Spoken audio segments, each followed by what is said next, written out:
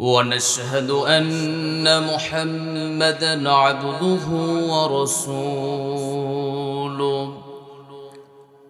الذي أرسله بالحق بشيرًا ونذيرًا وداعيًا إلى الله بإذنه وسراجًا وقمرًا منيرا.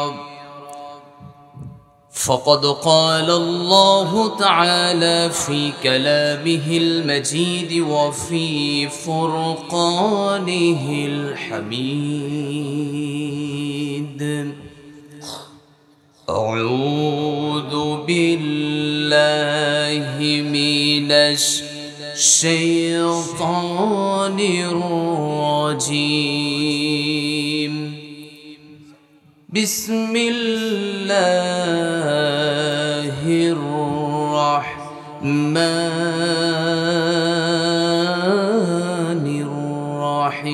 الرحيم. سبحان الذي أسرى بعبده ليلا من المسجد الحرام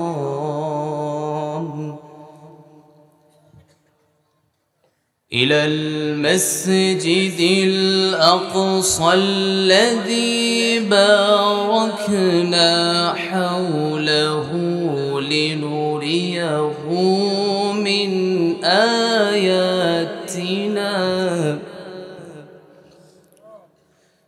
إنه هو السميع البصير.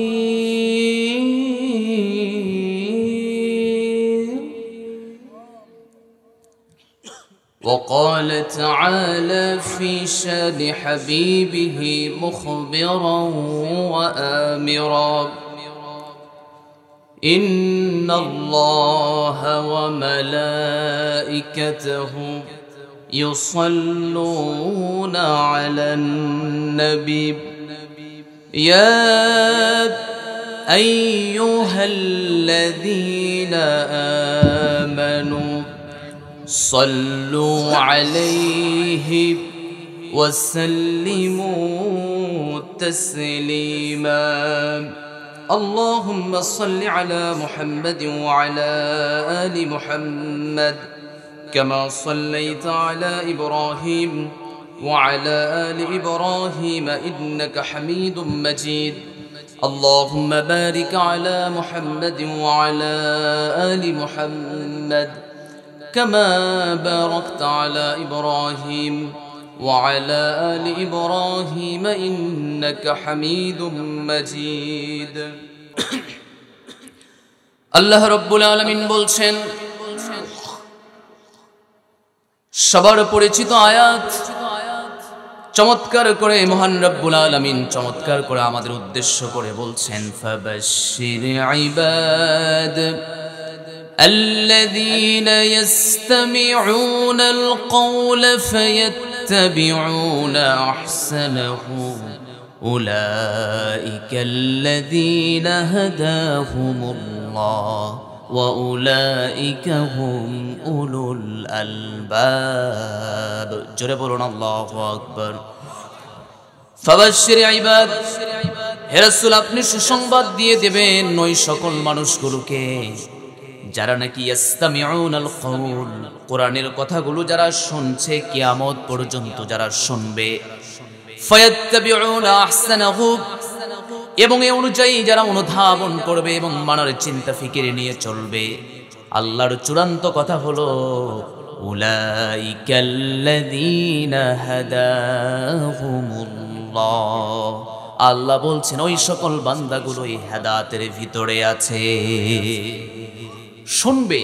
মুসা আলাইহিস সালামের কওমরা বলল সামি'না ওয়া আসাইনা, আর আমরা শেষ নবীর উম্মত আমরা বলবো সামি'না ওয়া আতা'না। আমরা কি বলবো? খুব আপনারা ঠান্ডায় জমে গেছেন না প্রিয় ভাইয়েরা? একটু আওয়াজ দিয়ে বলতে হবে, একটু জোরে বলতে হবে। আমার কথা কি আপনারা বুঝতে পারতেছেন? আমার কথা, হ্যাঁ, একটু সাউন্ড দিতে হবে, ঠিক আছে? সাউন্ড দিতে হবে। এই সাউন্ডের অভাবে একতাবদ্ধ সংঘবদ্ধ না থাকার কারণে আজকে তাম পৃথিবী মুসলমানদের বিরুদ্ধে জালেমরা আমাদের বিরুদ্ধচারণ শুরু করে দিয়েছে। ঠিক আছে কথা? কেউ ঠিকও বললেন না, ব্যাঠিকও বললেন না। হয় ঠিক হবে না হয় ব্যাঠিক হবে, যে কোনো তো একটা হবে। চুপ থাকার কারণে আমরা জানি ইংরেজরা এই পার্শ্ববর্তী দেশ ভারত শাসন করেছে, মুসলমানরা শাসন করে নাই। কিন্তু আজকে আধিপত্যবাদের আজকে বেড়াজালে আমরা এত নিকৃষ্টতার কাতারে আমরা চলে গিয়েছি। মুসলমান হয়ে আমরা পৃথিবীতে বেঁচে আছি আল্লাহর বড় অনুগ্রহে।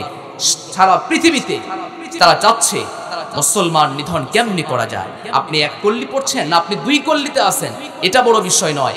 আপনি মুসলিম, এটাই হলো কাফির আর মুশরিকদের প্রথম চক্রান্ত। একটু আওয়াজ দিয়ে বলতে হবে ঠিক কিনা?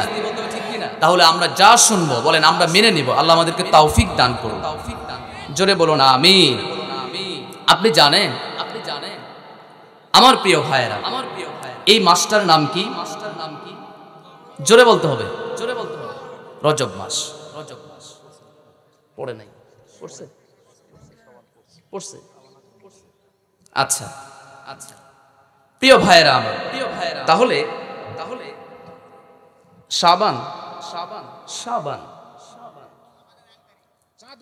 শাবানের 1 তারিখ, মানে শাবানের 1 তারিখ আছে। হ্যাঁ তাহলে ঠিক আছে। আমার সম্মানিত প্রিয় ভাইয়েরা, আসুন আমরা কিছু কথা, আল্লাহ আমাদেরকে তৌফিক দান করুক, আমরা কিছু কথা শুনবো। আর আমরা কোনো বাহিরে তাকাতাকি করবো না, কে আসতেছে কে ঢুকতেছে এগুলো বাদ। ঠিক আছে আমার কথা? আসুন আমার প্রিয় ভাইয়েরা, আল্লাহ রাব্বুল আলামিন, আমি তিলাওয়াত করেছি আজকে সূরাত বনী ইসরাঈল। বলেন তো কোন সূরা? সরাসরি আমরা আলোচনায় ঢুকবো। বলেন তো কোন সূরা?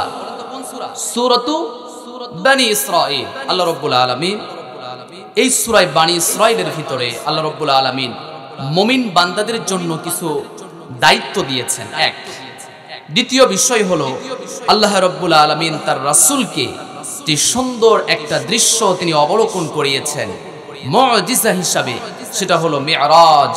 জোরে বলি আল্লাহু আকবার। একটু জোরে বলতে হবে আল্লাহু আকবার। মিরাজ যিনি ঘটিয়েছেন তিনি কে?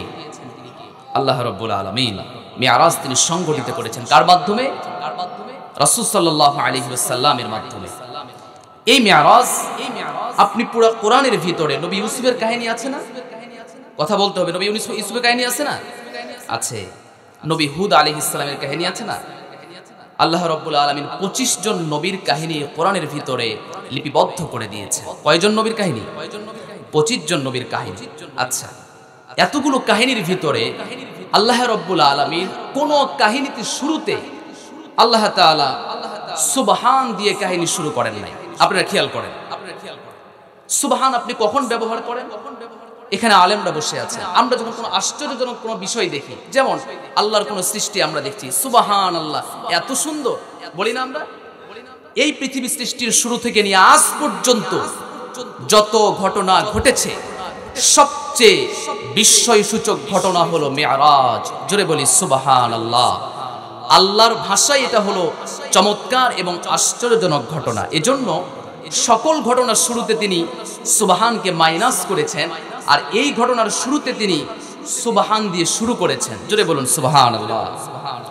আল্লাহ রাব্বুল আলামিন নবী মুসা আলাইহিস সালামের কাহিনী শুরু করেছেন কেমন করে? লক্ষ্য করে তাকায়া দেখুন। আল্লাহ রাব্বুল আলামিন বলেন, وَإِذْ قَالَ مُوسَى لِقَوْمِهِ اذْكُرُوا نِعْمَةَ اللَّهِ عَلَيْكُمْ إِذْ أَخْرَجَكُم مِّنْ آلِ فِرْعَوْنَ يَسُومُونَكُمْ سُوءَ الْعَذَابِ يُذَبِّحُونَ أَبْنَاءَكُمْ وَيَسْتَحْيُونَ نِسَاءَكُمْ وَفِي ذَلِكُمْ بَلَاءٌ مِّن رَّبِّكُمْ عَظِيمٌ। জোরে বলুন আল্লাহু আকবার।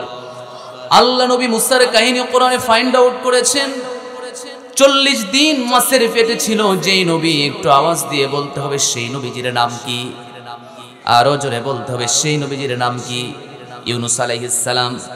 অক্সিজেন ছাড়া আল্লাহ রাব্বুল আলামিন মাছের পেটে 40 দিন রেখেছেন, সাধারণ কোনো বিষয় নয়। তাহলে মাছের পেটে ছিলেন 40 দিন। এত গুরুত্বপূর্ণ ঘটনা এখানে আছে। নবী মুসার ঘটনা এখানে আছে, নবী হুদ আলাইহিস সালামের ঘটনা এখানে আছে। আমরা জানি সেই নবী নূহ আলাইহিস সালামের ঘটনা পর্যন্ত এখানে আছে। কিন্তু আমার আল্লাহ কোন ঘটনার শুরুতে তিনি সুবহান শব্দ দিয়ে শুরু করে নাই। একমাত্র মিরাজের ঘটনা তিনি শুরু করেছেন সুবহান শব্দ দিয়ে। জোরে বলুন সুবহানাল্লাহ।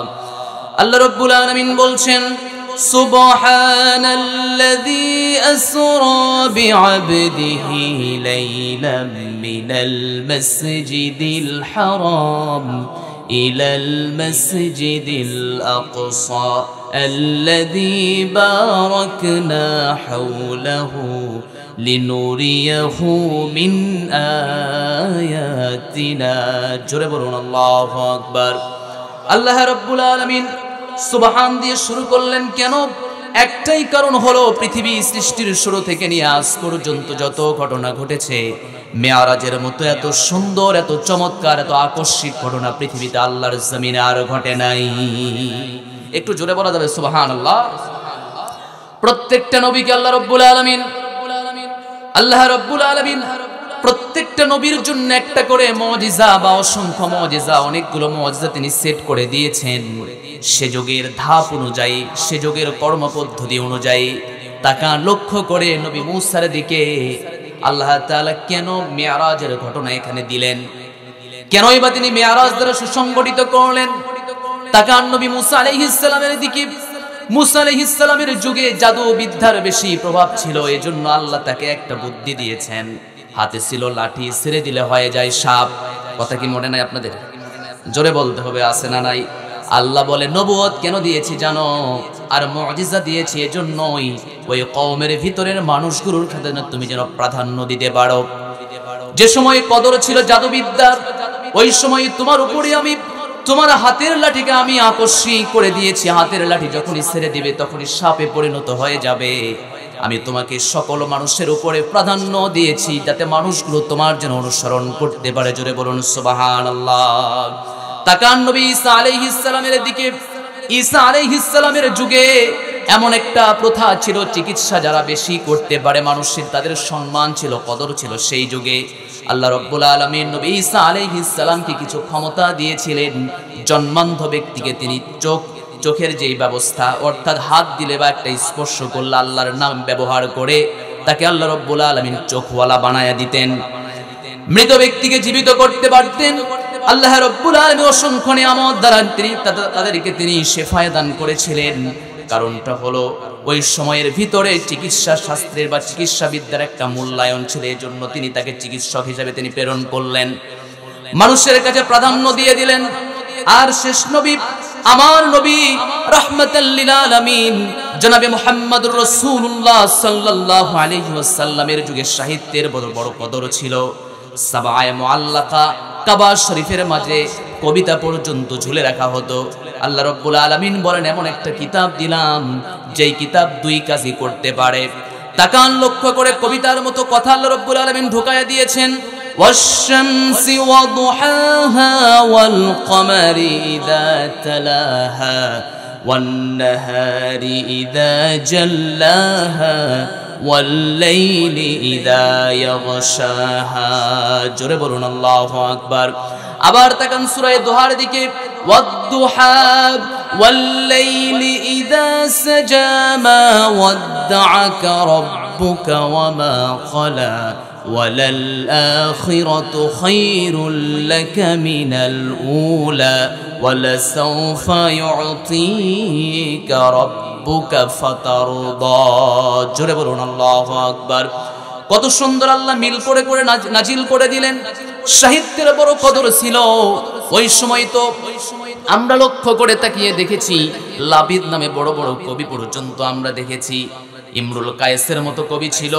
আল্লাহ বলে এমন একটা কিতাব মুজিজা তোমাকে দান করেছি, অতগুলো মানুষের সামনে তুমি যেন কিতাব দ্বারা চ্যালেঞ্জ করতে পারো। জোরে বলুন সুবহানাল্লাহ। মুসার যুগে আল্লাহ রাব্বুল আলামিন জাদুর যেই প্রথা ছিল, আল্লাহ হাতটাকে আল্লাহ রাব্বুল তার হাতের লাঠিকে আল্লাহ ব্যবহার করার সুযোগ করে দিয়েছেন। নবী ঈসার যুগে আপনি তাকায় দেখেন চিকিৎসা বিদ্যার দাম ছিল, এজন্য নবী ঈসা আলাইহিস সালামকে ওই ব্যবস্থা করে দিয়েছেন। আমার নবীজির যুগে সাহিত্যবিদ্যার একটা কদর ছিল। আল্লাহ রাব্বুল আলামিন শ্রেষ্ঠ সাহিত্যের কিতাব, শ্রেষ্ঠ অথেন্টিক কিতাব, নির্ভুল কিতাব আল্লাহ রাব্বুল আলামিন কোরআন দিয়ে দিয়েছেন। একটু জোরে বলতে হবে সুবহানাল্লাহ।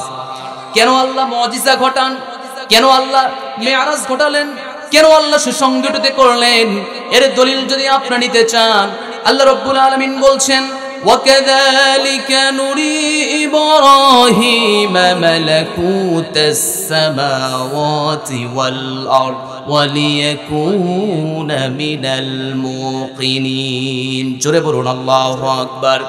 আমি প্রত্যেকটা নবীর জন্য ব্যবস্থা করে দিয়েছি, একটা একটা করে মুজিজার বিধান, একটা একটা করে মুজিজার বিশাল নিয়ামত ব্যবস্থা করে দিয়েছি। আমি নবী মূসাকে তুর পাহাড়ে নিয়ে গেলাম, তালিমে রব্বানির ব্যবস্থা করে দিয়েছি। তাকান লক্ষ্য করে আমাদের নবীকে পর্যন্ত মেয়ারাজে নিয়ে গিয়ে তালিমে রব্বানির ব্যবস্থা যিনি করে দিয়েছেন তিনি কে? কেন তিনি করলেন? ওয়াকাযালিকা নুরি ইব্রাহিমা মালাকুতাস সামাওয়াতি ওয়াল আরদ। আল্লাহ নবী ইব্রাহিম আলাইহিস সালামকে নবমণ্ডল দেখিয়েছেন। নবী ইব্রাহিম আলাইহিস সালামকে আল্লাহ রাব্বুল আলামিন ভূমণ্ডল পর্যন্ত দেখিয়েছেন।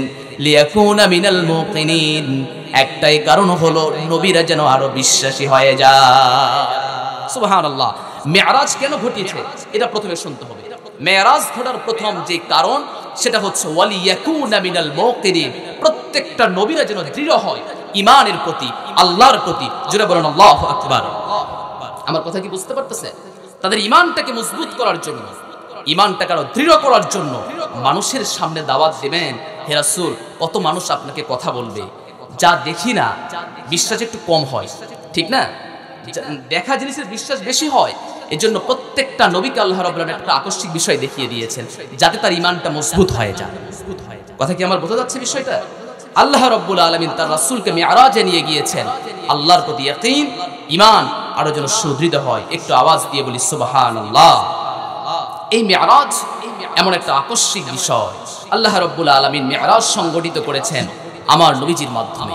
তাকান আপনি, এই পৃথিবীতে আমরা জানি আল্লাহ রাব্বুল আলামিন অসংখ্য নিয়ামত রাজি তারকা তিনি সেট করে দিয়েছেন আসমানের মাঝে।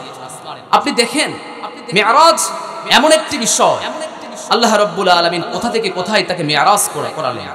লাইলাম মিনাল মাসজিদিল হারাম ইলাল মাসজিদিল আকসা।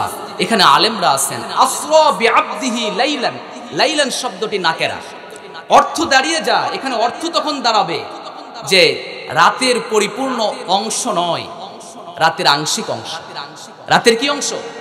তাহলে মিরাজ হয়েছে পুরা রাত না অর্ধেক বা কিছু একটা সময়। এর ভিতর আল্লাহ রাব্বুল আলামিন তাকে সিদরাতুল মুনতাহায় নিয়ে গিয়েছেন, জান্নাত জাহান্নাম দেখিয়েছেন, অসংখ্য নিয়ামত দান করেছেন। জোরে বলুন সুবহানাল্লাহ। তাহলে দেখেন আসরা বিআবদিহি লাইলান, রাতের কত অংশ? সামান্যটুকু একটু অংশ তাকে দান করেছেন। এই অংশের ভিতরে তাকে আল্লাহ রাব্বুল আলামিন এই নিয়ামতগুলো একটা একটা করে দেখিয়েছেন। প্রিয় ভাইরা আমার, আপনি প্রশ্ন হতে পারে কেমনে সম্ভব হতে পারে?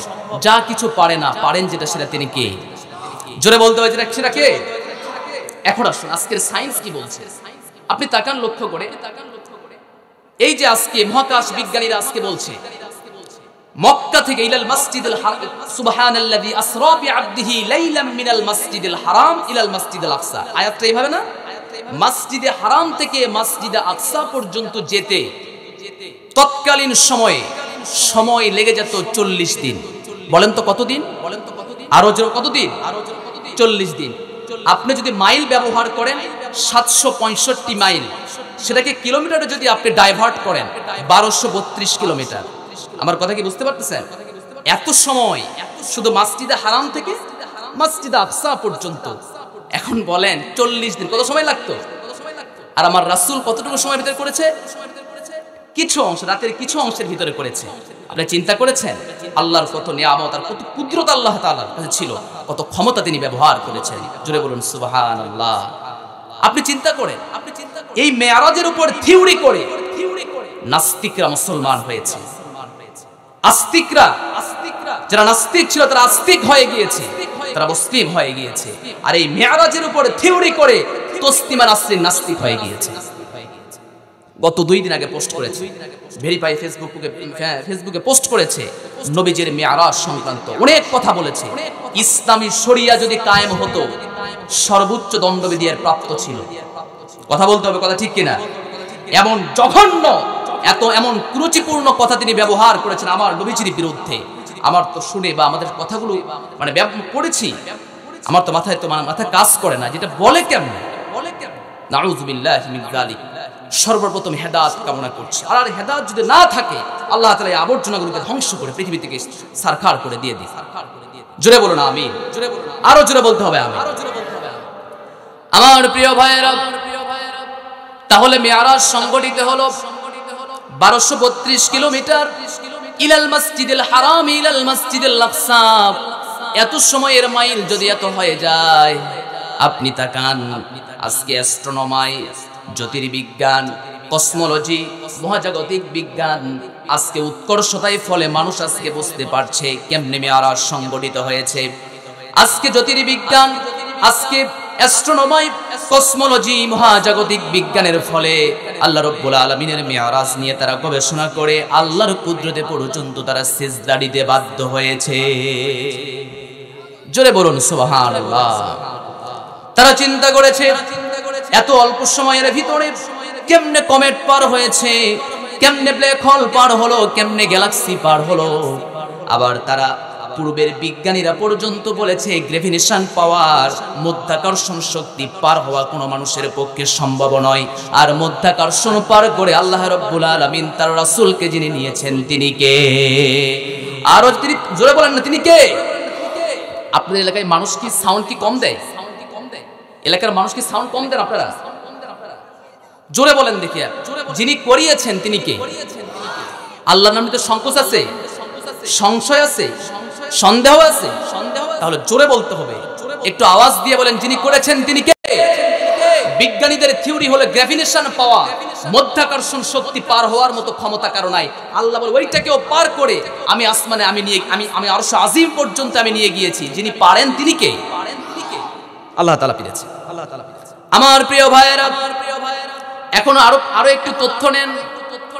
সূর্য থেকে এই পৃথিবী থেকে সূর্যের দূরত্ব কত মাইল? বলেন। 13 লক্ষ কিন্তু বড়। হ্যাঁ, কত? 1 কোটি 9 কোটি 30 লক্ষ মাইল, ঠিক না? কোথা থেকে? পৃথিবী থেকে। কত দূরত্ব? সূর্যের দূরত্ব। এই যে আলো দেখছেন, আলো যে আমরা একটু ব্যবহার করি, এটা সেকেন্ডে কত যায় কে বলতে পারেন? 1,86,000 মাইল। 1,86,000 মাইল। এখন শোনেন, 1,86,000 মাইল দিয়ে যদি এরকম টস মেরে একটা আলোর গতিকে আপনি যদি ব্যবহার করেন, আল্লাহ তাআলা আসমানে যে সূর্য ব্যবহার করেছেন না, সূর্য, ওই এখান থেকে ওই সূর্যে যেতে আলোর যেই গতি আছে সেকেন্ডে কত মাইল? 1,86,000 মাইল। একটা সূর্য পার করতে সময় লেগে যায় 8 মিনিট। বলেন তো কয় মিনিট? জোরে বলতে হবে, কয় মিনিট?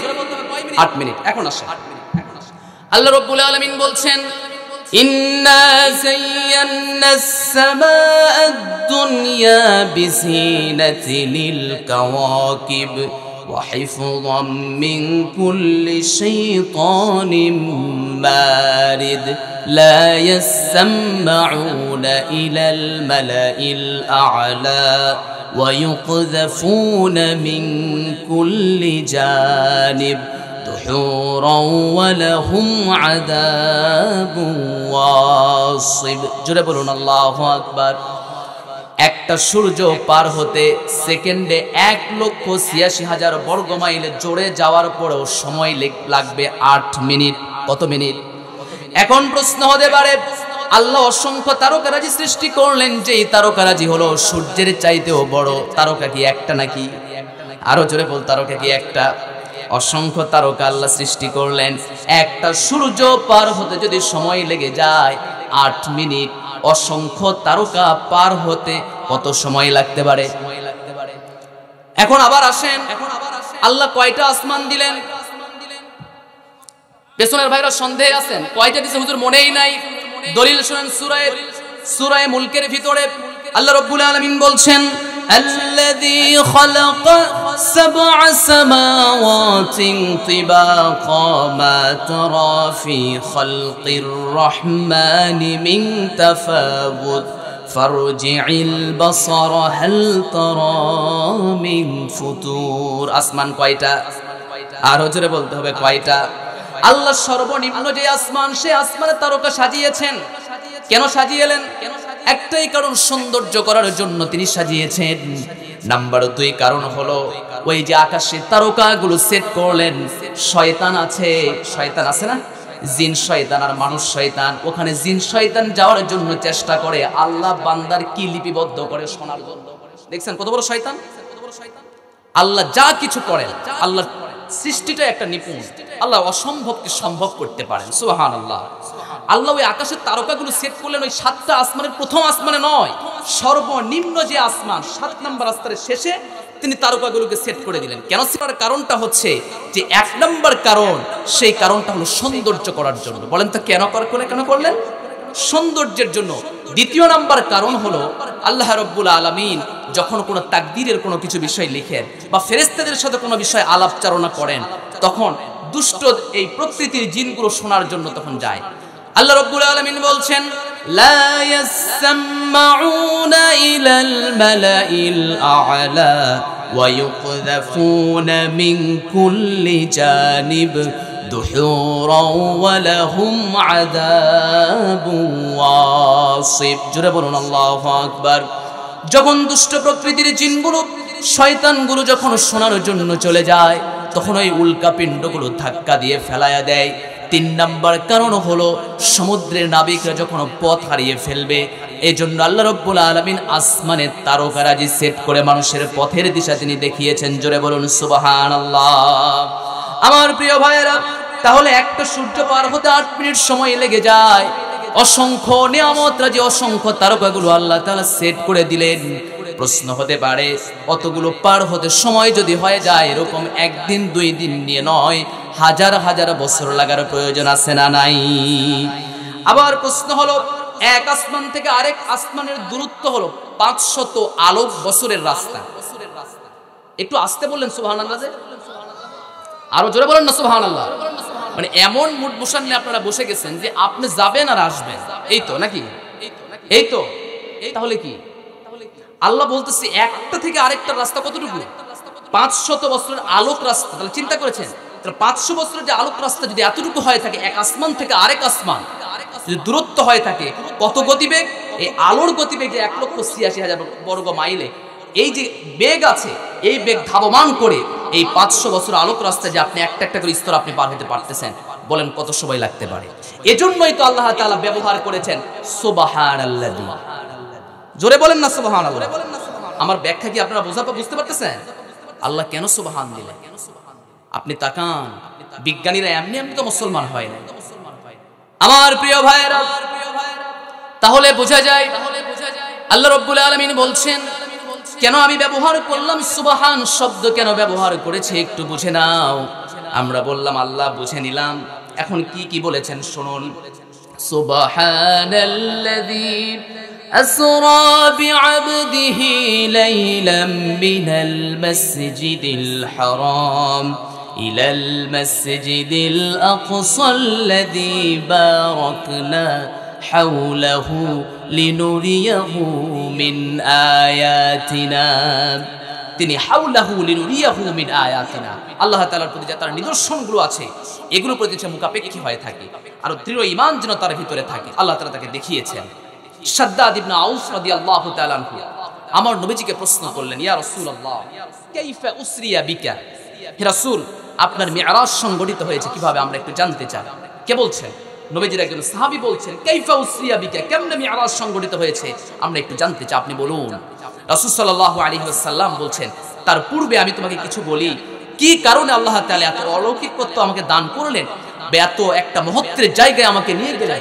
কেন শোনো, 40-এর কোঠায় আল্লাহ রাব্বুল আলামিন আমাকে নবুয়ত দান করেছেন।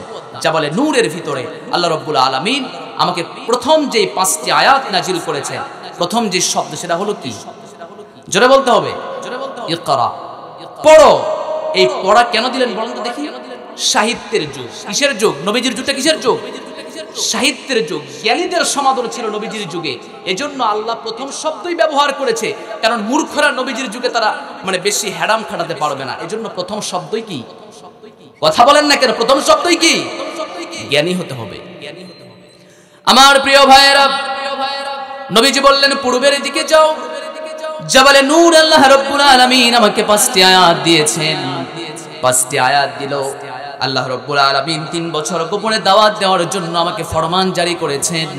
4th বছর আল্লাহ রাব্বুল আলামিন বলছেন ওয়া আনদির আশিরাতাকাল আকরাবিন। আপনি নিকটাত্মীয়দের মাঝে আপনি দাওয়াত প্রচার করে দেবেন, এটা হলো আপনার ক্ষেত্রে চূড়ান্ত কথা। আমার নবীজি দাওয়াত শুরু করে দিলেন। সূরা শুআরা 214 নম্বর আয়াত, নিকটাত্মীয়দের থেকে আপনি দাওয়াত শুরু করুন। নবীজি সকালবেলা সাফা পর্বতে চড়ে গেলেন। ইয়া সাবাহা, প্রত্যেকটা সকল মানুষকে ডাক দিলেন। সাফা পর্বতে উঠে তিনি বিপদের সংকেত তিনি বুঝিয়ে দিলেন। সঙ্গে সঙ্গে সকলকে ডাক দিয়ে বলছেন, একটা একটা করে জনপদের লোককে ডাক দিয়ে বলছেন, ইয়া আবদে মানাফ আনকিদু আনফুসাকুম মিনান নার ফাইন্নী লা উগনি আনকা মিনাল্লাহি শাইআ। ইয়া বানি হাশিম আনকিদু আনফুসাকুম মিনান নার ফাইন্নী লা উগনি আনকা মিনাল্লাহি শাইআ। ইয়া আব্দুল মুত্তালিব আনকিদু আনফুসাকুম মিনান নার ফাইন্নী লা উগনি আনকা মিনাল্লাহি শাইআ। একটা একটা করে জাতির নাম ধরছেন, কওমের নাম ধরছেন আর সতর্ক করছেন। পরিশেষে নিজের মেয়ে ফাতেমাকে ডাক দিয়ে বলছেন, ইয়া ফাতেমা আনকিদি নাফসাকি মিনান নার ফাইন্নী লা উগনি আনকি মিনাল্লাহি শাইআ। ও ফাতেমা, মূল সারা নির্যাস হচ্ছে, ও ফাতিমা, ও বনু আব্দুল মুত্তালিব, ও বনু হাশিমের গোত্রের লোকেরা শুনে রেখে দাও, আমি তোমাদেরকে জাহান্নাম থেকে বাঁচাতে পারবো না। নিজের আমল ইসলাম নিয়ে তোমরা চলতে হবে, এটাই হলো পরিপূর্ণ কথা। যদি চলতে পারো তাহলেই তোমরা বেঁচে যাবে। জোরে বলুন সুবহানাল্লাহ। নবীজির কথা সেদিন মেনেছিলেন সবাই? সবাই কি মেনেছিলেন? নবীজি প্রশ্ন করলেন, লাউ আখবারতাকুম আন্নাল আদুওয়া ইউসাব্বিহুকুম বিমা কুনতুম তাসাদদিকুনি ক্বালু বালা। আমি একটা খবর বলতে চাই, বিশ্বাস করবানি? বিশ্বাস করব না মানে আপনার চাইতে সত্যবাদী আর পৃথিবীতে কে আছে? আমা কুনতুম তাসাদদিকুনি, আমাকে বিশ্বাস করো। ক্বালু বালা, হ্যাঁ আপনি সত্য কথা বলেন। নবুয়ত তো আজকে না হয় পেয়েছেন, নবুয়তের পূর্বে আপনি কখনো মিথ্যা কথা আপনি বলেন নাই। আমরা মক্কার বুকে আপনাকে আল আমিন পর্যন্ত সার্টিফিকেট দিয়েছি, তাহলে আপনি মিথ্যা কথা কেন বলবেন? আপনি সত্য কথা বলেন, তাই নাকি? বলে হ্যাঁ। সবাহা সবাহা বলে ডাক দিয়ে সকলকে একত্রিত করলেন। একজন দুষ্কৃতী ছিল, নিজের আপন চাচা, নাম হলো আবু লাহাব। তাব্বাল্লাকা সাইরুল ইয়াউমা লিহাদা জামাআতানা। ও মুহাম্মদ, ডেকেছো বুঝি এই জন্য? তাব্বাল্লাকা সাইরুল ইয়াউম, এই জন্যই বুঝি আমাদেরকে ডেকেছো? আলিহাদা জামাআতানা, কেন আমাদেরকে এখন এখানে একত্রিত করেছে? ধ্বংস হয়ে যাও। আল্লাহ রাব্বুল আলামিন 2টা শব্দ কোরআনের ভিতরে আছে, একটা হলো হালাক, অর্থ ধ্বংস হয়ে যাওয়া, আরেকটা হলো তাব্বাত, এটাও হলো ধ্বংস হয়ে যাওয়া। কিন্তু আল্লাহ রাব্বুল আলামিন 2 শব্দের ভিতরে থেকে একটা শব্দ বেছে নিলেন, সেই শব্দটা হলো তাব্বাত। কেন বেছে নিলেন? আবু লাহাব যেহেতু আমার নবীজিকে তাব্বাত দিয়ে ধ্বংস কামনা করেছে, আল্লাহ ব্যবহার করলেন তাব্বাত। হালাকা দিয়েও ব্যবহার করতে পারতেন, আল্লাহ রাব্বুল আলামিন হালাকা দিয়ে শব্দ ব্যবহার করে শুরু করলেন না। তাব্বাত ইয়াদা আবি লাহাবিন ওয়া তাব্বা মা আগনা আনহু মালুহু ওয়া মা কাসাব। জোরে বলুন আল্লাহু আকবার। আল্লাহ রাব্বুল আলামিন নিজেই ধ্বংস কামনা করে ফেললেন তার জন্য। যারা নাকি কি করে, যারা আল্লাহ রাব্বুল আলামিন একাই ধ্বংস কামনা করলেন, পর 2 হাতের জন্য 1 হাত দিয়ে করেছো। আল্লাহ কয় হাতের করেছেন? জোরে বলতে হবে। ইয়াদা, 2 হাত। ইয়াদায়া প্রথমে ছিল, তাকে হযফ করে নিয়ে আসা হয়েছে। তো ইয়াদা 1 হাত নয়, 2 হাত। কারণ 2 হাতের সহযোগিতা ছাড়া আপনি যে মারবেন, এটা পরিপূর্ণ আপনার যে গন্তব্যস্থল আছে এখানে পৌঁছতে পারবে না। ঠিক আছে না আমার কথা? আপনি যে একটা ইট নিলেন, একটা মারতে গেলে আরেকটা সহযোগিতার প্রয়োজন আছে না? আপনি যখন এটাকে গুটিয়ে নেবেন তখন বেশি দূর কি যাবে? এই যে আপনাকে নড়াচড়া করেছে, এই যে সহযোগিতা করেছে এই হাতটাকে, এজন্য 1 হাত ধ্বংস নয়, হাত কয়টা আছে? 2টাই ধ্বংস। তাব্বাত ইয়াদা আবি লাহাবিন ওয়া তাব। ফাইন্নী নাযীরুল লাকুম বাইনা ইয়াদাই আযাবিন শাদীদ। আমি তোমাদের কাছে এসেছি সতর্ককারী হিসাবে। তোমরা কি জানো না আমার পূর্বে অসংখ্য সতর্ককারী পৃথিবীতে এসেছিলেন? সূরা ফাতির 24 নম্বর আয়াত, ওয়া ইম মিন উম্মাতিন ইল্লা খালা ফিহা নাযীর। এই পৃথিবীতে এমন কোন কওম নাই যেই কওমের মাঝে তিনি রাসূল প্রেরণ করেন নাই। তিনি রাসূল প্রেরণ করেছেন কেন জানেন? উম্মতকে রিফরমার্স করার জন্য তিনি রাসূল প্রেরণ করেছেন। জোরে বলুন সুবহানাল্লাহ। যদি তোমরা আজকে বলো কুলু লা ইলাহা ইল্লাল্লাহ তুফলিহুন, তাহলে সফল কাম হয়ে যাবে। কেউ তো সফল কাম ব্যক্তি হতে চায় না, সবাই বিরোধিতায় লিপ্ত হয়ে গেল। চাচা আবু তালেব দাঁড়িয়ে গেলেন, কেমনে সম্ভব? আমি বেঁচে থাকতে কখনো ভাতিজা মুহাম্মাদের বিরুদ্ধে তুমি কিছুই করতে পারবে না। চূড়ান্ত ঘোষণা যিনি করে দিয়েছেন, একটু আওয়াজ দিয়ে বলেন তিনি কে? অর্থনৈতিকভাবে খাদিজা রাদিয়াল্লাহু তাআলা আনহাকে তিনি যেন প্রতিস্থাপন করে দিয়ে দিলেন, আপনি দাওয়াতের মিশন চালাবেন, আপনার জন্য যা প্রয়োজন আমি খাদিজাকে ব্যবস্থা করে দিয়ে দিলাম, আর প্রটোকলের জন্য যা প্রয়োজন আপনার চাচা আবু তালিবকে বরাদ্দ করে দিয়ে দিলাম।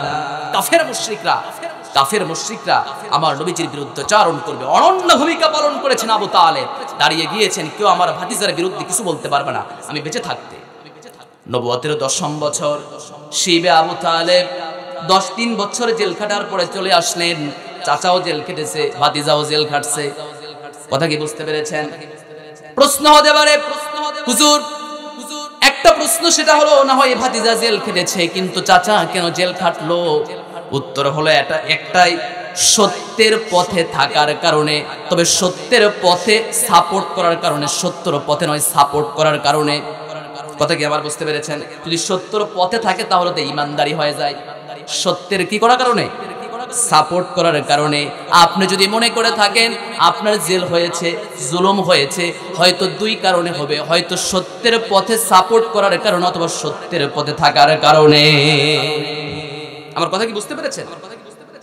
শিবে আবু তালিব 3 বছর জেল খাটলেন। নবুয়তের 10ম বছর আমার নবীজির জীবন থেকে যেন 2টা মানুষ যেন চলে গেলেন। আমার নবীজির প্রথম মানুষ, যে মানুষটা বিয়োজন হয়ে চলে গেলেন, কেউ নয়, চাচা আবু তালেব চলে গেলেন। চাচা আবু তালেব চলে গেলেন 6 মাস পরে। শিবা আবু তালিব থেকে ফিরে আসার 6 মাস পরে নবীজি ভারাক্রান্ত হয়ে গেলেন। মনটা বড় খারাপ, আজকে মক্কার বুকে বড় উঁচু গলায় দাওয়াত দেব, আমার বিরুদ্ধে সবাই যেন দাঁড়িয়ে যাবে, কিন্তু কোনো কিছুই করার থাকবে না। একটু পরে 2 মাস আবু তালেবের মৃত্যুর 2 মাস বা 3 মাস পরে চলে গেলেন প্রাণপ্রিয় স্ত্রী খাদিজাতুল কুবরা রাদিয়াল্লাহু তাআলা আনহা। নবীজি আরো ভেঙে পড়লেন। আবু তালেব যাওয়ার পরে যিনি আশ্রয় দিয়েছিলেন তিনি হলেন বিবি খাদিজা। খাদিজা ডাক দিয়ে বলছেন, প্রাণের স্বামী, কোনো সম্পদের তোমাকে টেনশন করতে হবে না। কে তোমাকে মক্কার বুকে কি করলো সেটা দেখার কোনো প্রশ্ন নাই। আমি স্ত্রী বেঁচে আছি, আশ্রয় আমার কাছে আছে, কোনো সমস্যা নাই। আমার খাদিজা আমাকে আশ্রয় সেদিন আমাকে দিয়েছিলেন। খাদিজার কথা সাধ্য অনুযায়ী আমার বুকে একটু সাহস জন্মিয়েছিল, কিন্তু 3 মাস পরে তিনিও চলে গেলেন। ভারাক্রান্ত মন নিয়ে চিন্তা করলাম, কিন্তু এদিকে কাফের মুশরিকরা বলল, লাত উজ্জা মানাতের বিরুদ্ধে তুমি কোনো কথা বলতে পারবে না। শুধু তাই নয়, কোনো মানুষকে ধর্মান্তরিত পর্যন্ত করতে পারবে না। একটা কথা হলো, কোনো মানুষকে ধর্মান্তরিত করবে মানে তোমাকে মক্কার বুকে আর থাকা যাবে না। দেখেছেন হুমকি? দেখছেন? তাহলে আপনি যখন ধর্মান্তরিত করবেন তখন কাফেরদের নজরে আপনি চলে আসবেন। কথা কি বুঝতে পেরেছেন আমার কথা? এখন দেখেন আপনি এদেশের মাটিতে নন্দিত একজন আলেমে দ্বীন 50টি বছর কোরআনের তাফসীর করেছে। তাফসীর করা দোষ নয়, তবে ডাইভার্ট করা এটা হলো সবচেয়ে বড় দোষ। হিন্দুকে ডাইভার্ট করে মুসলমানদের সবচেয়ে বড় দোষ। হিন্দুস্তানে একজন আমাদের রত্ন, পুরা পৃথিবীর গর্ব, ডাক্তার জাকির নায়েক, আপনারা চেনেন না? নাম শোনেন নাই? প্রিয় ভাইয়েরা আমার, কেন তাকে তাড়িয়ে দেওয়া হলো? হিন্দুস্তান কি বোঝে নাই? হিন্দুস্তান জানে যেভাবে কালেমা পড়ে মুসলমান হতে শুরু করেছে, আগামী যেই দেশ চলছে এটা আর আমাদের হিন্দুত্ববাদী চলবে না। সুতরাং ডাইভার্ট করে যে মুসলমান বানানো হচ্ছে বা মুসলমান যে তারা হচ্ছে, এই ধর্ম থেকে আমাদের বিশ্বাস ডাক্তার জাকির নায়েককে দেশে রাখা যাবে না, একে হিজরত করাতে হবে। আমার কথা কি বুঝতে পেরেছেন? প্রিয় ভাইয়েরা আমার নবীজিকে ঠিক একইভাবে কাজ করা হলো। আমার নবীজি চিন্তা করলেন, আমার এখন যে জায়গা আছে একটাই জায়গা, সেটা হলো তায়েফ। বলেন তো কোথায়? জোরে বলতে হবে কোথায়? তায়েফে চলে গেলেন। আমার নবীজি চিন্তা করলেন, মা হালিমার গৃহে যখন আমি ছিলাম, লালিত পালিত যখন আমি হয়েছি, এই হালিমার গৃহে থাকাকালীন আমার কিছু বাল্য বন্ধু আমার সেখানে ছিল। হয়তো বুক ভরা আশা নিয়ে আমি যাচ্ছি, হয়তো তাদের কাছে আমি কিছু গেলে হয়তো ভালোবাসার চাদরে আবৃত করে আমার দাওয়াত দেওয়ার একটা সুগম একটা পথ তারা বের করে দিবেন। চলে গেলেন আমার নবীজি তায়েফের মাটিতে গেলেন। বাল্যকালের বন্ধুর কাছে গিয়ে দাওয়াত দেন, কিন্তু দাওয়াতগুলোকে মাইনাস করে দেওয়া হলো। কেউ তো মানতে রাজি নয়। একটাই কথা হলো, কেমনে মানবো? একসাথে লেখাপড়া, একসাথে খেলাধুলা করেছে, তোমার তো বিশ্বাস হয় না। ভণ্ডামি করতে শোনা, আহারে রক্তাক্ত পর্যন্ত আমার নবীজিকে পর্যন্ত করে দিলেন। পাগল উন্মাদ বলে তারা গালি দিতে শুরু করলো। সর্বকালের সর্বশ্রেষ্ঠ মহামানব কিন্তু তায়েফবাসীর কাছে পাগল পর্যন্ত হয়ে গিয়েছে। মারতে মারতে রক্তাক্ত পর্যন্ত করে দিল। আমার নবীজি এসে দোয়া করলেন একটা আঙ্গুরের বলে, আল্লাহুম্মা ইন্নী আল্লাহুম্মা ইলাইকা আশকু দুআফা কুওয়াতি ওয়া কিল্লা হাইলাতি ওয়া হাওয়ানি আলান নাস। রাসূল সাল্লাল্লাহু আলাইহি ওয়াসাল্লাম দোয়া করেছেন, আল্লাহ আপনি আমার কাছে এমন একটা জাতি, আমি একটা এমন জাতির কাছে আসলাম যারা সত্যকে গ্রহণ করতে পারলো না। আল্লাহ এমন একটা শক্তি আমাকে দিয়ে দাও, যে শক্তি দিয়ে যেন তোমার দিনের কথাগুলো যে মানুষের সামনে প্রচার করতে পারি, পৌঁছিয়ে দিতে পারি। চলে আসলেন জিবরাইল, হে রাসূল আপনি বলুন। আমি নিয়ে এসেছি ধ্বংসকারী পাহাড়ের ফেরেশতাকে নিয়ে এসেছি, আপনি একবার শুধু বলুন, একবার শুধু বলুন ধ্বংস করে দিতে। নবীজিকে ধ্বংস কামনা করেছিলেন? বলেন না কেন ধ্বংস কামনা করেছিলেন? কি করেছিলেন? বলেছিলেন না, আমি যদি এখন ধ্বংসের কথা বলে দেই, পরবর্তী আমি যে দাওয়াত দেব, কার কাছে দাওয়াত দেব? ফাবিমা রাহমাতিম মিনাল্লাহ লিনতা লাহুম ওয়ালাউ কুনতা ফাদদান গালিদাল কলব লানফাদ্দু মিন হাওলিক ফাআফু আনহুম ওয়াস্তাগফির লাহুম ওয়াশাওবিরহুম ফিল আমর ফাইদা আযামতা ফাতাওয়াক্কাল আলাল্লাহ। হে রাসূল, আমার অনুগ্রহে আপনি যদি নরম তবিয়তের না হতেন, আপনি যদি নরম প্রকৃতির না হতেন, আপনার কাছে মানুষ আশপাশ ভিড়তো না, আপনার কাছে মানুষ আসতো না। নরম প্রকৃতির হয়ে মানুষের সামনে আপনি দাওয়াত প্রেজেন্ট করেছেন, আপনার সামনে কুলি, মেথর, মেজর সবাই এখানে এসে বসতে পারে। যদি এটাই হয়ে যেত, আপনার সামনে বেলালের স্থান কখনো হতো না, ওসমানের স্থান ঠিকই হতো, বেলালের মতো কালো মানুষের কোনো স্থান আপনার দরবারে হতো না। ফাআফু আনহুম ওয়াস্তাগফির লাহুম ওয়াশাওবিরহুম ফিল আমর। আপনার কিছু গুণ আছে, আপনি যখন কোনো কাজ করেন, পরামর্শ করেন, মানুষকে ক্ষমা করে দেন। ওয়াশাওবিরহুম ফিল আমরি ফাইদা আযামতা ফাতাওয়াক্কাল আলাল্লাহ। মানুষের সাথে পরামর্শ করে আল্লাহর উপরে মোতাওয়াজ্জহ হয়ে আপনি তাওয়াক্কুল করেন। এই কাজের বিনিময়ে আল্লাহ তাআলা আপনাকে সফলতা দান করেছে। সুবহানাল্লাহ, আসতে বললেন। নবীজির মন খারাপ, নবীজি চিন্তা করছেন কি করবেন। নবীজি বলছেন কাইফা উসরিয়া বিকা, এই হাদিসের পূর্বে বিশাল বড় হাদিস। নবীজি সংক্ষেপে কথাগুলো বলছিলেন, কেমনে আমি মিরাজে গেলাম শোনো। পূর্বের কাহিনী তিনি এভাবে বললেন, আর পরের কথাগুলো তিনি এভাবে বলছেন। শাদ্দাদ ইবনে আউফকে ডাক দিয়ে বলছেন, শাদ্দাদ ইবনে আউফ শোনো, তুমি যেহেতু আমার কাছে শুনতে যেহেতু আমার কাছে তুমি চেয়েছো, এখন তোমার কাছে প্রশ্ন হলো, প্রথম যেই কথাগুলো বলেছে এগুলো হলো আমার নবুয়ত, আমার নবুয়তের জীবদ্দশার কিছু কথা। পরে আমি তোমাকে যে কথাগুলো বলবো এটা হলো মিরাজের কথা। জোরে বলুন সুবহানাল্লাহ। আমার নবীজি বললেন, ও শাদ্দাদ ইবনে আউফ রাদিয়াল্লাহু তাআলা আনহু, এবার আমি তোমার সামনে এবারে মিরাজের কথাগুলো তোমার সামনে প্রেজেন্ট করতে চাই। হাতিমে কাবায় আমি শায়িত ছিলাম, জিবরাইল আমিন আমার কাছে চলে আসলেন, সাক্ষ্য সদর বক্ষ বিদীর্ণ আমার করে ফেললেন। কি করে ফেললেন? আমার নবীজির জীবনে পুরা জীবদ্দশার ভিতরে 4 বার সাক্ষ্য সদর হয়েছে, বক্ষ বিদীর্ণ হয়েছে। কয়বার? জোরে বলতে হবে, কয়বার? কেউ কেউ বলেছেন 3 বার। সাক্ষ্য সদর ফাতহুল বাড়িতে এসেছে কয়বার? 4 বার। ফাতহুল বাড়িতে কয়বার এসেছে? 4 বার। প্রথম হলো 10 বছর বয়স। কত বছর বয়স? জোরে কইতে হবে, কত বছর? 10 বছর। বাল্যকালের 10 বছর। মুসনাদে আহমদে একটি কথা এসেছে। দ্বিতীয়বার যেটা, সেটা হচ্ছে রাসূল সাল্লাল্লাহু আলাইহি ওয়াসাল্লামের যখন একটু 10 বছর, প্রথম হচ্ছে বাল্যকালে, আর মুসনাদে আহমদের যে দ্বিতীয় ধাপ নিয়ে আসা হয়েছে এটা হলো 10 বছর বয়সে। তৃতীয় ধাপ যেটা নবুয়তের পূর্ব মুহূর্তে, চতুর্থ ধাপ হলো মিরাজের পূর্ব মুহূর্তে। জোরে বলুন সুবহানাল্লাহ। কয় ধাপ? এই 4 ধাপ সাক্ষ্য সদর করা হলো। আমার নবীজি বললেন, আমার বক্ষকে চিরে ফেলা হলো। আমার বক্ষকে যখন চিরা হলো, এমন একটা হিকমত এবং ঈমান দ্বারা পরিপূর্ণ করে দেওয়া হলো। আমার কলবটাকে একটা সোনার পাত্রে রাখা হলো। আপনারা বলেন প্রিয় পাইকরতলীবাসী, সোনার পাত্রে কেন রাখা হলো? প্রত্যেকটা কথার একটা করে সিগনিফিকেন্স আছে, প্রত্যেকটা কথার। আপনি বলেন কেন রাখা হলো সোনার পাত্রে। উত্তর কি জানেন? সোনা কখনো ক্ষয় না। প্রথম কথা, সোনা একটা ভারী পদার্থ। আপনি তাকান পৃথিবীতে, মাটি কখনো সোনাকে খেতে পারে না। পারে? আগুন কখনো আপনার সোনাকে খেতে পারে না। নবুয়ত যে আল্লাহ তাআলা ভিতরে যে ঢোকায় দেবেন, বা তাকে যে একটা নবুয়তের যে দায়িত্বগুলো ভারাপনা দেবেন, জিনিসটা কি ভারী নয়? ভারী। এজন্য ভারী পদার্থ সোনার পাত্রে তিনি রেখেছিলেন এই কলবকে। একটু আওয়াজ দিয়ে বলি আল্লাহু আকবার। তাহলে কেন রেখেছেন এবার বুঝতে পারছেন? এখন আসেন আমার প্রিয় ভাইয়েরা, আমার নবীজি বললেন, আমার সামনে নিয়ে আসা হলো গাধার চেয়ে বড়, খচ্চরের চেয়ে ছোট একটা প্রাণী আমার সামনে নিয়ে আসা হলো, যার নাম হলো বুরাক। একটু আওয়াজ দিয়ে বলতে হবে যার নাম কি, আরো জোরে বলতে হবে যার নাম কি, বুরাক। বারকুন শব্দের অর্থ হলো বিদ্যুৎ। বারকুন শব্দের অর্থ কি? বিদ্যুৎ।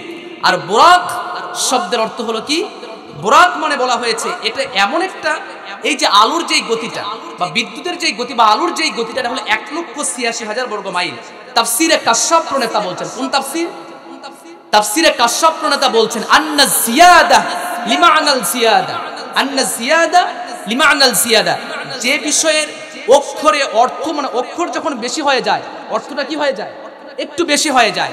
যখন অর্থটা যখন বেশি হয়ে যাবে, তাহলে বুরাক, আগে আলিফটা বেশি হয়ে গেছে, প্রথমে ছিল কি বা র কফ, এই 3 অক্ষরে বারকুন না? এই বারকুন মানে হলো বিদ্যুৎ। এই বিদ্যুতের গতি যদি হয় 1,86,000 মাইল, তাহলে বুরাক এর চাইতে একটু তীব্র হবে কি হবে না? কথা বলতে হবে, হবে কি হবে না? আমার নবীজি বুরাকের পিঠে উঠলেন, চলে গেলেন আমার নবীজি। এবার আস্তে আস্তে তিনি যখন চললেন, আমার নবীজিকে নিয়ে যাওয়া হলো প্রথম আসমানে, আদম আলাইহিস সালামের সঙ্গে দেখা হলো। দ্বিতীয় আসমানে গেলেন, তৃতীয় আসমানে গেলেন, চতুর্থ আসমানে, এভাবে সপ্তম আসমান পর্যন্ত তিনি সফর করলেন। চলে গেলেন আমার নবীজি। এবার আস্তে আস্তে করে আমার নবীজিকে কিছু দৃশ্য দেখানো হলো, যে এই দৃশ্যগুলো হলো মানুষের জন্য আযাবের দৃশ্য। প্রথম দৃশ্য যেই দেখালেন, 4টি বিষয় আপনাদের সামনে আলোকপাত করতে চাই। দৃশ্যর প্রথম নাম্বার হলো, রাসূল বলছেন, আমি যখন একটা বিষয় যখন অতিক্রম করছিলাম একটা কওমের মাঝ দিয়ে, লাম্মা উরিজাবি মারারতু বিকওমিন লাহুম মাদফারুন ওয়া হুম নুহাসুন ইয়াখমাশুনা সুদুরহুম ওয়া ওয়ুজুহাহুম মান হাউলা ইয়া জিবরিল। রাসূল বলছেন, আমি যখন একটা কওমকে অতিক্রম করলাম, লাম্মা উরিজাবি মারারতু বিকওমিন লাহুম আযফারুন ওয়া হুম নুহাসুন ইয়াখমাশুনা ওয়ুজুহাহুম ওয়া সুদুরহুম, আমি দেখছি তারা একা একাই নিজের মাংসগুলো টেনে টেনে ছিঁড়ছে আর খাচ্ছে, একা একাই তারা টানছে, নিজের বুকগুলো চিরছে, নিজের আঙ্গুল দিয়ে চিরছে। মান হাউলাহি ইয়া জিবরিল, আমি একটু জানতে চাই এই মানুষগুলো হলো কারা? রাসূল সাল্লাল্লাহু আলাইহি ওয়াসাল্লামকে সেদিন বলেছিলেন, আল্লাযীনা ইয়াকুলুনাল লুহুমান নাস, যে মানুষগুলো নাকি মানুষের গোশত খায়। যে মানুষগুলো, প্রশ্ন হতে পারে মানুষের গোশত কারা খায়? আল্লাহ রাব্বুল আলামিন কোরআনের ভিতরে বলছেন, আইয়ুহিব্বু আহাদুকুম আইয়াকুলা লাহমা আখিহি মাইতান ফাকারিহতুমু ওয়াত্তাকুল্লাহ ইন্নাল্লাহা তাওয়াবুর রহিম। জোরে বলুন আল্লাহু আকবার। নবীজি বললেন, মান হাউলা ইয়া জিবরিল, হে জিবরাইল, এই লোকগুলো কারা? নবীজির প্রশ্নের উত্তরে বলেছিলেন, আল্লাযীনা ইয়াকুলুনা লুহুমান নাস, ওই মানুষগুলো যারা মানুষের গোশত খেত। প্রশ্ন হতে পারে মানুষের গোশত খায় কারা? উত্তর হলো গীবত করে যারা। তাহলে এটা থেকে বাঁচার আমাদের দরকার আছে না নাই? তাহলে এতক্ষণ আমরা যা শুনেছি মেরাজের প্রেক্ষাপট, এখন আমরা সম্ভব হলো মেরাজ থেকে আমরা কি কি দৃশ্য দেখেছে, এখান থেকে বাঁচার প্রয়োজন আছে না নাই? তাহলে মান হাউলা ইয়া জিবরিল, এই মানুষগুলো কারা? গোশত খায় যারা। গোশত খায় কারা? গীবত করে। জোরে বলতে হবে। গীবত মনে হয় নাই, জোরে বলতে হবে। আছে আছে আছে আছে ভরপুর। মহিলাদের বিষয়ে বেশি একটা। সম্মানিতা মা বোনেরা, গীবত ছাড়তে হবে। এখানে বাপজানারা যারা আছেন, গীবত আপনাদেরকেও ছাড়তে হবে। উভয়কে আপনাদের গীবত ছাড়তে হবে। ইমাম শাফির নাম কি আপনারা শুনেছেন? একটু কথা বলতে হবে প্রিয় ভাইরা। ইমাম শাফির নাম কি আপনারা শুনেছেন? ইমাম শাফি রাহিমাহুল্লাহ তিনি বলছেন, যারা গীবত করে আর যারা গীবত শোনে, উভয়ের ভিতরে সবচেয়ে বড় পাপী হলো যারা গীবত শোনে। সবচেয়ে বড় পাপী কে? এখন শাগরিদরা বলতেছে, ইমাম শাফিকে ডাক দিয়ে বলছে, আপনি এমন কথা বললেন, এটা কেমনে সম্ভব? গীবত করে বেঁচে গেল, আর গীবত শুনলাম তাই দোষ হয়ে গেল? উত্তর হচ্ছে, আমরা প্রত্যেকটা জনপদের লোকেরা যদি আমরা চিন্তা করি যে আমরা কেউ গীবত শুনবো না, আপনার সামনে কোনো লোক যদি আসে, আপনি যদি বলেন যে আমি গীবত শুনবো না, গীবত করার স্থগিত কেউ পাবে না। আমার কথা কি বুঝতে পারতেছেন আপনারা? তাহলে যে গীবত করে তার চাইতে অপরাধী বেশি কে? আরো যে অপরাধী কে সেটা? যে শোনে। আমলিকা আলাইকা লিসানাক, রাসূল সাল্লাল্লাহু আলাইহি ওয়াসাল্লাম বলছেন জিহ্বাকে ধরে, আমলিকা আলাইকা লিসানাক, জিহ্বাকে তোমরা সংযত করো। জিহ্বাকে সংযত যদি করতে পারো এটাই তোমার জন্য জান্নাত। জোরে বলুন সুবহানাল্লাহ। রাসূল প্রশ্ন করছেন, ইয়া রাসূলুল্লাহ আমি জান্নাতে যেতে চাই, আউসিনি ইয়া রাসূলুল্লাহ, আমাকে উপদেশ দিন। মাল্লাম ইয়াদমানা লি মা বাইনা লিহয়াই ওয়া মা বাইনা রিজলাই আদমানা লাহুল জান্নাহ। এই যে দুই চোয়ালের মধ্যবর্তী স্থানের নামটা কি? কথা বলতে হবে, এই দুই চোয়ালের মধ্যবর্তী স্থানের নামটা কি? মানহা। এই যে জিহ্বা, আর আরেকটা হচ্ছে লিহয়াইহি ওয়া মা বাইনা রিজলাইহি আদমানা লাহুল জান্নাহ। এই দুই উরুর মধ্যবর্তী স্থানের নাম হলো লজ্জা স্থান। এই দুটির হেফাজতের গ্যারান্টি যে দিতে পারবে, আমার নবীজি বললেন আমি জান্নাতের জামিনদার তার জন্য হয়ে যাব। তাহলে গীবত কি দ্বারা হয়? আরো জোরে বল, কি দ্বারা হয়? আরো জোরে কি দ্বারা হয়? জিহ্বা দ্বারা হয় থাকে। সম্মানিত, গীবত ছাড়বো তো আমরা? বলুন না ইনশাআল্লাহ। আরো ইনশাআল্লাহ। তাহলে আজকের প্রথম মেসেজ হলো গীবত ছাড়বো। বলেন না ইনশাআল্লাহ। আজকের মাহফিলের প্রথম ডিরেকশন কি বলেন? কি ছাড়বো? জোরে বলেন, কি ছাড়বো? গীবত ছাড়বো। দ্বিতীয় ডিরেকশন, আমার রাসূল আর কিছু কওমের দিকে গেলেন। তিনি যখন দেখলেন আতাইতু লাইলাতান ফি উসরিয়া, তিনি যখন লক্ষ্য করে দেখছেন এই মেরাজের রাতে,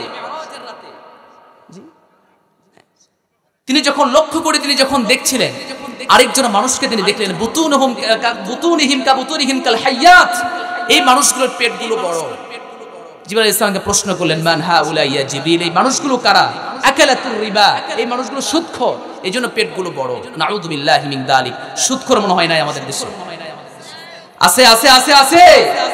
তাহলে সাবধান, এই কাজ কখনো করবেন না। 3 নাম্বার, কিছু মানুষের ঠোঁটগুলো কেটে দেওয়া হচ্ছে, জিহ্বাগুলো কেটে দেওয়া হচ্ছে।